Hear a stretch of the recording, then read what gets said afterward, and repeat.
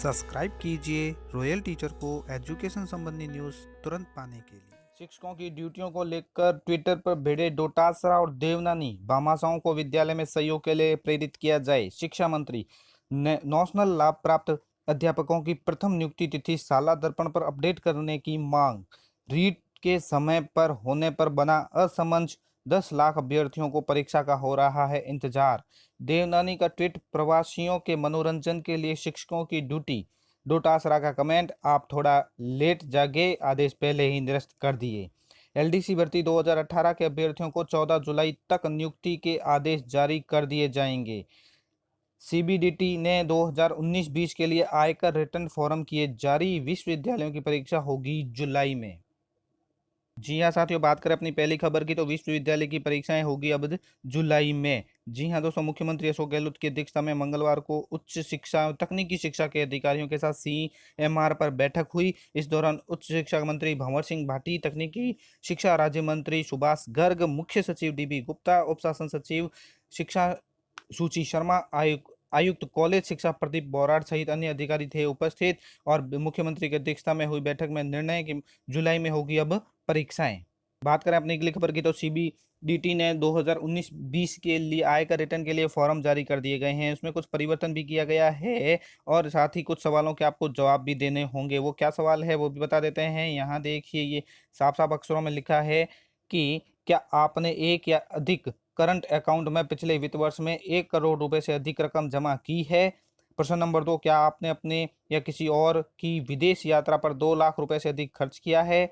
क्या आपने पिछले वित्त वर्ष में 1 लाख रुपए से अधिक का बिजली बिल भुगतान किया है। यानी इस तरह के आपको 3 तरह के सवाल पूछे जाएंगे आयकर रिटर्न फॉर्म में। केंद्रीय प्रत्यक्ष कर बोर्ड ने आकलन वर्ष सीबीटी 2021 में आईटीआर फर्स्ट, सेकेंड और फॉर्म आईटीआर थर्ड के लिए कोविड-19 के चलते सरकार के आयकर रिटर्न दाखिले करने की लेकर की गई विभिन्न छूटों का लाभ टैक्स पेयर तक पहुंचाने के लिए आयकर विभाग ने वित्त वर्ष 19-20 में आयकर रिटर्न फॉर्म में संशोधन किया है। बात करें अपनी अगली खबर की तो एलडीसी भर्ती 2018 के अभ्यर्थियों को 14 जुलाई तक नियुक्ति के आदेश जारी कर दिए जाएंगे। टाइम फ्रेम आ चुका है, आपने देख भी लिया होगा। शिक्षा मंत्री ने बताया कि 13 जून तक जिला आवंटन के प्रस्ताव मांगे गए हैं। उधर देवनानी का ट्वीट है, प्रवासियों के मनोरंजन के लिए शिक्षकों की ड्यूटी। और डोटासरा ने कमेंट किया कि आप थोड़ा लेट जगे, आदेश पहले ही निरस्त कर दिए। सरकार शिक्षकों का अपमान कर रही और आपका उद्देश्य केवल राजनीति है।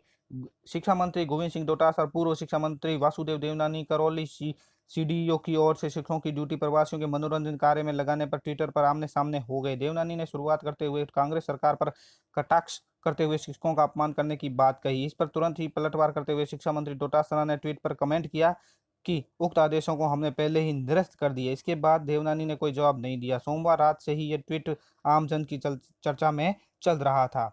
पूर्व शिक्षा मंत्री वासुदेव देवनानी ने करौली जिले के सीडीओ गणपत लाल मीणा की ओर से क्वारंटाइन सेंटरों में कर रहे प्रवासियों के मनोरंजन के लिए शिक्षकों की ड्यूटी लगाए जाने को लेकर ट्वीट किया। उन्होंने अपने ट्वीट में कहा था कि प्रदेश की कांग्रेस सरकार लगातार शिक्षकों का अपमान कर रही है। शिक्षा विभाग अजब गजब आदेश निकाल रहा है। शिक्षा मंत्री गोविंद सिंह डोटासरा ने देवनानी के ट्वीट का जवाब देते हुए ट्वीट किया कि जनाब, आप थोड़ा लेट हो जगे।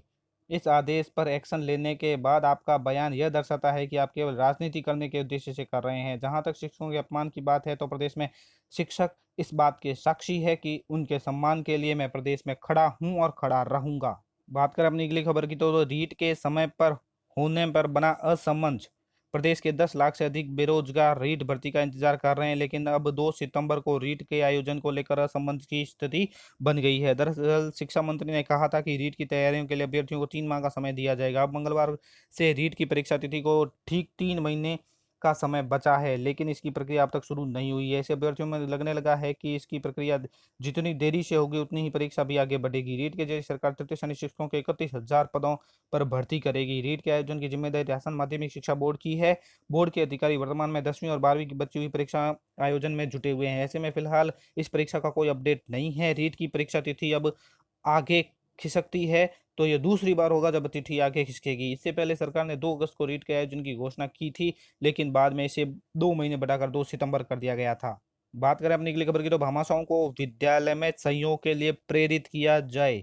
शिक्षा मंत्री बात करें अपनी अगली खबर की तो नेशनल लाभ प्राप्त अध्यापकों की प्रथम नियुक्ति तिथि शाला दर्पण पर अपडेट कराने की मांग की गई है। राजस्थान शिक्षक संघ युवा धौलपुर के जिला अध्यक्ष मनीष पहाड़िया और सभा अध्यक्ष भागेंद्र परमार के नेतृत्व में नेशनल लाभ प्राप्त अध्यापकों की नेशनल आदेश में अंकित तिथि को प्रथम कार्यग्रहण तिथि के रूप में शाला दर्पण पोर्टल पर अंकित करवाने हेतु जिला शिक्षा अधिकारी प्रारंभिक धौलपुर सियाराम मीणा को ज्ञापन सौंपा है। ज्ञापन में जानकारी देते हुए धौलपुर ब्लॉक अध्यक्ष वीसी पोसवाल ने बताया कि 2012 व 13 शिक्षक भर्ती रिवाइज परिणाम में चयनित शिक्षक गण जिनको नेशनल लाभ दे है उनकी नियुक्ति तिथि पीओ द्वारा शाला दर्पण पोर्टल पर नेशनल आदेश में अंकित तिथि के अनुसार परिवर्तित नहीं की गई है, जिस कारण शिक्षकों में वरिष्ठता सहित विभिन्न प्रकार के परिलाभ अभी तक नहीं मिल पा रहे हैं। जिला उपाध्यक्ष मनोज यादव ने बताया कि कई जिलों में अधिकारियों द्वारा इस तरह के आदेश कर दिए गए हैं। धौलपुर में भी इससे काफी शिक्षक प्रभावित हुए हैं।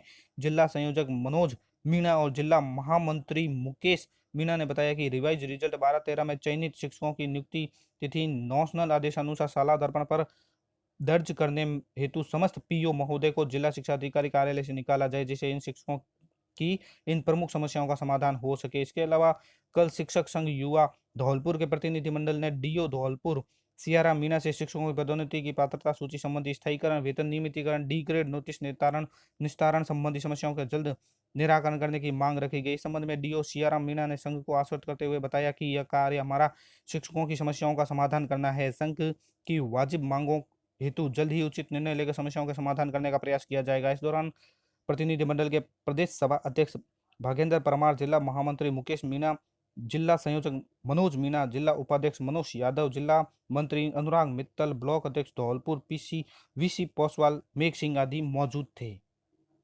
तो साथियों, ये थी आज की बड़ी खबर। वीडियो अच्छी लगे तो जरूर लाइक शेयर और सब्सक्राइब कीजिए। पास में आने वाले घंटी के बटन को जरूर दबाएं एजुकेशन संबंधी न्यूज़ तुरंत पाने के लिए।